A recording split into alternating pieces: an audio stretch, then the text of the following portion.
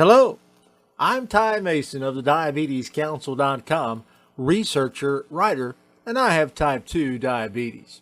Now, I want to emphasize that my perspective is coming from one with type 2 and not type 1.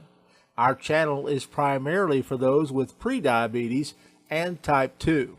Today, I want to answer the question, what are the best fruits for prediabetes? After you watch the video today, I invite you to check out the description box for my new ebook. This is one of the most comprehensive diabetes meal planning books you can find anywhere. It contains diabetes-friendly meals and recipes for different goals, such as 800 to 1800 calories per day meal plans, diabetes meal planning tips and tricks. There are also tons of diabetes-friendly recipes for everyone. Now, if you know anything about me, if you've watched our channel at all, you know I'm a big fan of fresh fruit. So to tell you what fruits are best is going to be a bit tricky. You see, I like all fruits, and there are not very many fruits that I would tell you to stay away from, at least of the fresh fruit variety. Now, that being said, there are some fruits and fruit-like foods that we most certainly should not partake of as those with diabetes. Now, I think I want to start with those fruits that we might want to avoid and end this video on a happy note today. Now, among fresh fruit, there's only a handful that really fall above the low level of the glycemic load. That's the banana, grape, fig, dried dates, and raisins. Now, those last two aren't actually fresh fruits. They're dried fruits, and we really should avoid all dried fruits. They just compact all the sugars into a small package and really bump up the impact they can have on your blood sugar. As far as bananas and grapes and figs go, they're okay. Just eat those in moderation and don't eat a whole bunch of bananas or a whole bunch of grapes. Now, another fruit we need to avoid is any canned fruit packed in heavy syrup. Heavy syrup is honestly just another way to say sugar. It truly is a can of sugar waiting to elevate your blood glucose. Fruits canned in heavy syrup on average will add 50 grams of sugar per serving. So we should avoid those at all costs. If you are going to get the cans that are canned in water or the fruits in their own juices, much better substitute. Now, while talking about fruit, we must also be sure to stay away from fruit-like foods such as fruit roll-ups and fruit chews and things of those nature. Some may say made with real fruit juice, and they are, but they're also made with a lot of real sugar. Also, fruit juices are something that we kind of need to be leery of as well. Many of the fruit juices that you find commercially have added sugar, and even if not, the juice has little of the dietary fiber, which helps to offset some of the sugar's efforts on your blood sugar levels. Now, we've talked about fruits to avoid. How about fruits to enjoy? Pretty much any fresh fruit is on the table when it comes to prediabetes. While some are better than others, to sit and pick and choose for you would be, well, it would be fruitless. Yes, pun intended.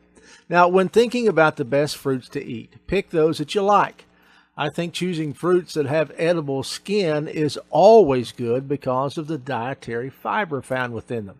Pears, apples, tomatoes, yes, tomatoes, they're fruit, are all good choices. Berries are good choices for the same reason. The outer seeds come in as a type of fiber that you need. Strawberries, blueberries bring a ton of antioxidants and vitamin C to the table, and their skin or seeds have a bit of fiber. As a matter of fact, apples and strawberries have the lowest GL among the most common fruits enjoyed by us today. Now, other great fruits are melons. For years, those of us with diabetes were told we couldn't have melons because they were too high in sugar. Now, the glycemic index of most melons is quite high, but when you take the glycemic load into effect, we that have a GI really have a little effect on our blood sugar at all. Watermelon is a wonderful example. Depending on what type, the GI of a watermelon can be from 75 to 90. Now, there's no way a person with diabetes would even have considered it okay to eat a food with that high of a glycemic index. but the glycemic load of watermelon is only about 5, which is perfectly fine. Citrus fruits are another great food. Oranges, grapefruits, lemons, limes all have very low GLs in the ranges of 1 to 4. Each of these fruits bring all-important vitamin C to our bodies, which helps our immune system tremendously. Other fruits that are awesome are peaches, mangoes, nectarines, cherries. I could really just go on and on. Fresh fruit is a wonderful choice. Now, you might also want to consider frozen fruit. Most frozen fruit is very great as well. Just be sure to get frozen from the field without additives. Sometimes those additives are sugar and some other form of unhealthy carb. So how do we incorporate fruits into our daily meal plan? Hey, they're great as a snack through the day. Many fruits are also a great addition to things such as Greek yogurt, oatmeal, sugar-free Jell-O. Many frozen fruits just are ready for a smoothie or a bowl of milk. Cut up a peach or put some frozen peaches in a bowl with some milk, a little sucralose, and well, you'll thank me. Fresh fruit is great for the plate if you have diabetes or prediabetes. Find new ways to use them in your diet, just don't go overboard. While the GL of fresh fruits is very low, you still need to follow our guide of moderation and portion control. Don't forget to get my new ebook, and please subscribe to our channel for many more videos like this one in the future. I want to thank you so much for watching.